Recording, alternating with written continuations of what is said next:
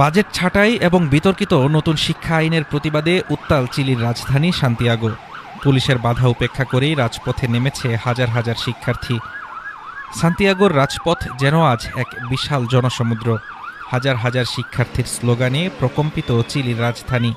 উপলক্ষ একটাই, শিক্ষা খাতে বাজেট ছাঁটাইয়ের প্রতিবাদে আয়োজিত ব্যাকপ্যাক প্রতিবাদ। তবে আন্দোলন দমাতে শুরু থেকেই কঠোর অবস্থানে নিরাপত্তা বাহিনী।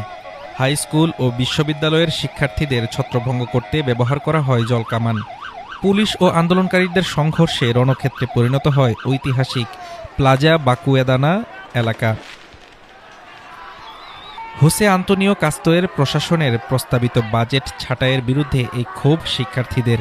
বিক্ষোভকারীরা বিভিন্ন রাস্তায় প্রতিবন্ধকতা সৃষ্টি করলে স্থবির হয়ে পড়ে পুরো শহরের যান চলাচল। আন্দোলনের মূল কেন্দ্রে রয়েছে প্রটেক্টেড স্কুলস নামক একটি বিতর্কিত বিল। প্রস্তাবিত এই আইনে স্কুলের প্রবেশপথে শিক্ষার্থীদের ব্যাগ তল্লাশির বিধান রাখা হয়েছে।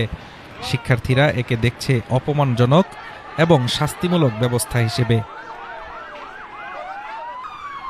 আন্দোলনকারীরা বলছেন, এই আইন কেবল বাহ্যিক শাসন বাড়াবে, কিন্তু আমাদের শিক্ষা ব্যবস্থার ভেতরে থাকা কাঠামোগত সমস্যাগুলো সমাধান করবে না।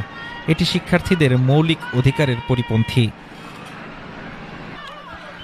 সেকেন্ডারি স্টুডেন্টস নেটওয়ার্ক এবং স্টুডেন্টস ফর দ্য পপুলার কাজ এর ডাকে শুরু হওয়া এই আন্দোলন এখন রূপ নিয়েছে এক বিশাল গণদাবিতে। চিলির বর্তমান সরকারের শিক্ষানীতির বিরুদ্ধে এই লড়াই চালিয়ে যাওয়ার ঘোষণা দিয়েছে ছাত্র সংগঠনগুলো। হাফিজুর রহমান তুষার, ঢাকা টুডে।